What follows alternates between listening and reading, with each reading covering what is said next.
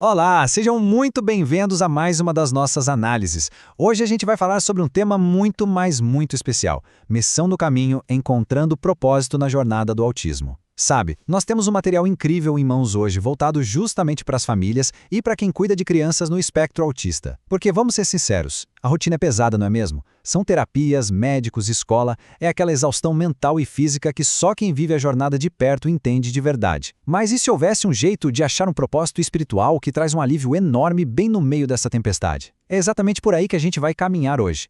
Então, vamos mergulhar nisso. Como é possível encontrar algum propósito espiritual no meio de tantas terapias, salas de espera e aquela exaustão diária que não dá trégua? É muito comum e totalmente incompreensível que quem cuida sinta que não sobrou absolutamente nada no tanque no fim do dia. Imagina pensar em ter energia para um evento na igreja ou para assumir uma liderança tradicional.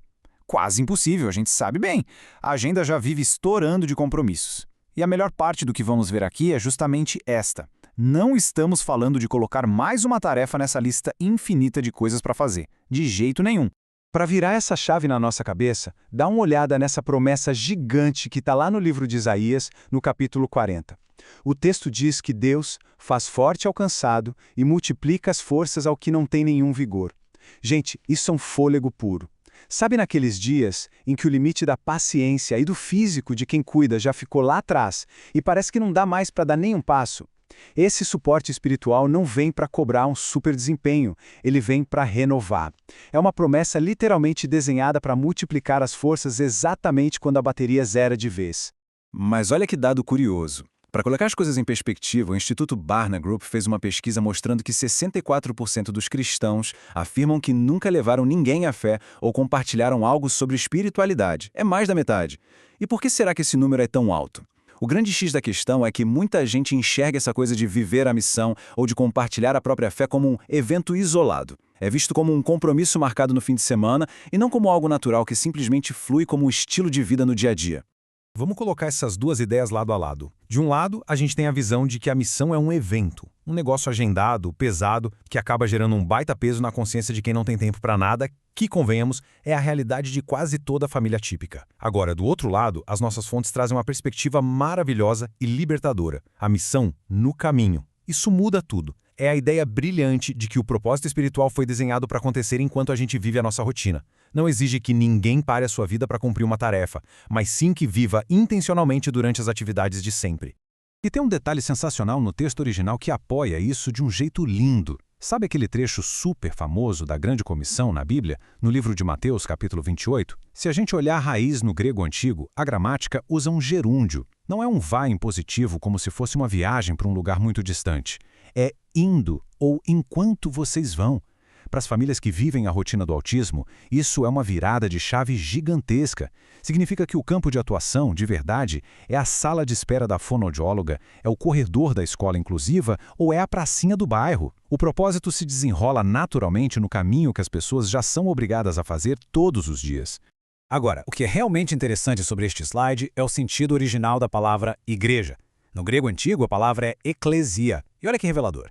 Não se trata de um prédio, não tem 4 paredes. É, na verdade, uma assembleia de pessoas que transformam a cultura do lugar onde elas estão. Nosso material base mostra que, quando as famílias chegam ao ambiente, muitas vezes marcado por olhares tortos, exclusão ou muito preconceito, e agem como agentes dessa eclésia, a mágica acontece. Elas literalmente começam a substituir esse clima pesado por uma cultura do reino, cheia de empatia, compreensão e acolhimento puro.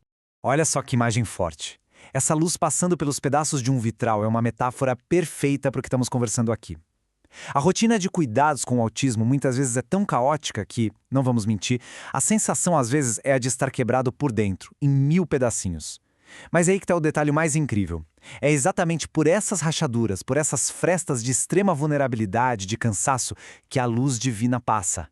O apoio espiritual atravessa exatamente onde dói, iluminando e trazendo uma paz que é capaz de acalmar os ambientes mais tensos e estressantes.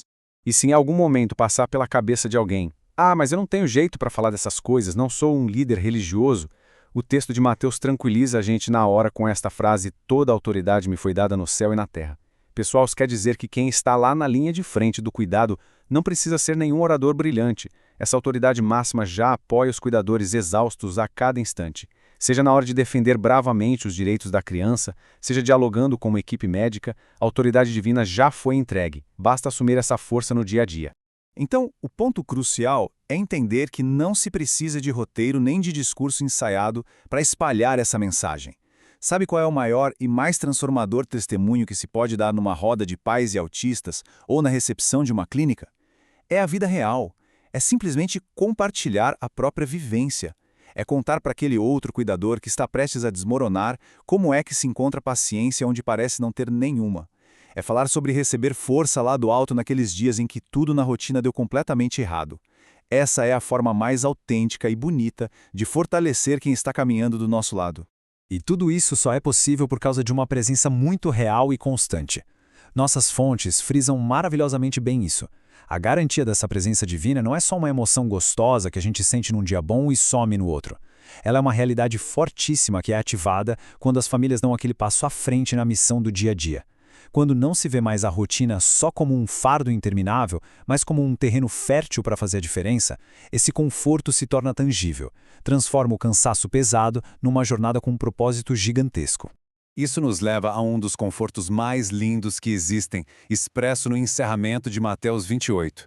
E eis que estou com vocês todos os dias até o fim dos tempos. A gente sabe que a jornada típica traz muito isolamento. É comum quem cuida se sentir completamente sozinho no mundo. Mas a verdade profunda apresentada nesse estudo é que, independentemente da crise sensorial do dia, daquela noite em claro ou da enorme falta de compreensão lá fora, a solidão não dita as regras. Tem um suporte divino caminhando lado a lado com essas famílias, multiplicando as forças absolutamente todos os dias. Isso ilustra brilhantemente como toda essa teoria maravilhosa vira prática de verdade, sem pedir um pingo a mais de tempo na agenda. Vejamos esses passos super práticos. Primeiro, ouvir com uma empatia profunda aquele outro pai ou mãe na sala de espera. O simples ato de parar e ouvir transforma o dia de alguém. Segundo, compartilhar com muita naturalidade um breve comentário de como a fé trouxe paz num momento tenso. E o terceiro, que é de uma potência incrível, orar mentalmente, em silêncio mesmo, pela paciência e sabedoria dos terapeutas, médicos e professores da criança. São ações invisíveis aos olhos de quase todo mundo, mas que mudam a atmosfera do lugar completamente. O que nos deixa com uma pergunta instigante para fechar a nossa análise de hoje com chave de ouro. Como essa perspectiva espiritual vai transformar a atmosfera do exato próximo compromisso ou desafio da rotina? A ideia aqui não é que os laudos ou as batalhas diárias vão sumir num passe de mágica. Mas pensem bem, a próxima ida à clínica ou a próxima crise difícil em casa pode ser encarada através de uma lente totalmente nova. Não mais com aquele peso esmagador da solidão, mas com a certeza absoluta de quem carrega uma autoridade divina que multiplica as forças onde já não há vigor nenhum. Que essa visão traga uma esperança gigante e muito propósito para cada passo dessa jornada tão intensa. Um grande abraço a todos e a gente se vê na próxima.